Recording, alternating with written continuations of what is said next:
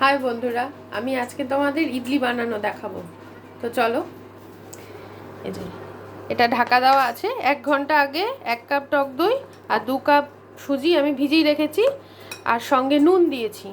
ঠিক আছে, এখন আমি তৈরি করব। এটা শুধু ইডলি তৈরি করব। এই যে 1 প্যাকেট ইনো দিয়ে দিলাম, আর এটাকে অল্প একটু জল দিয়ে আমি গুলে নেব। তা ভালো করে গুলে নিয়ে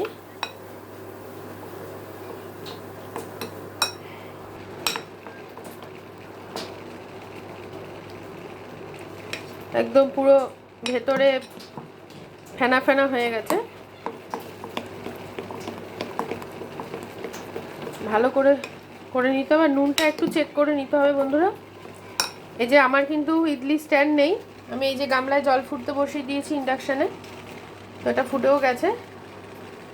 তো এর ওপরে আমি এই যে এই ঝাঁঝরি থালার মধ্যে, এটাও একটা আইডিয়া আমার মাথা থেকে বেরিয়েছে, খেতে তো হবে।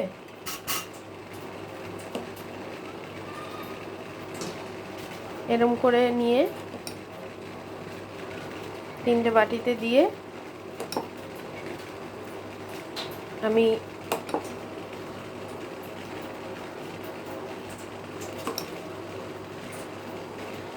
এটা আমার মা অনেক সময় ঝোলা গুড় দিয়েও খায়, যেরম পিঠে খায়, মার নাকি খুব ভালো লাগে। আর আমি খাই বেশিরভাগ এই যেরম করে বসিয়ে এটা দিয়ে 5 মিনিট ঢেকে রাখবো। হয়ে গেলে আমি আসছি।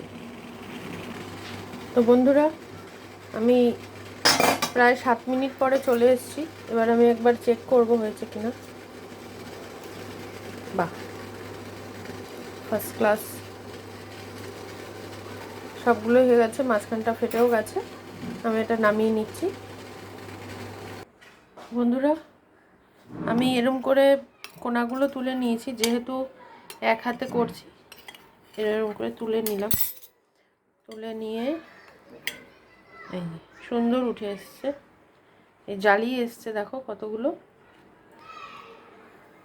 এই যে মা যেহেতু নিরামিষ খাবে, তো মাকে এই যে ঝোলা গুড় দিয়ে দিয়েছি। মা এটা খুব ভালো খায়। এই একটা,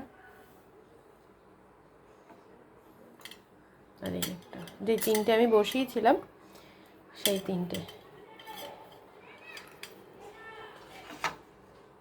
তো চলো দেখি মা কেমন খায়।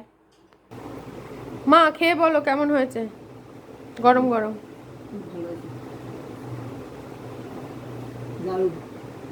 ভাল লাগছে? ঠিক আছে।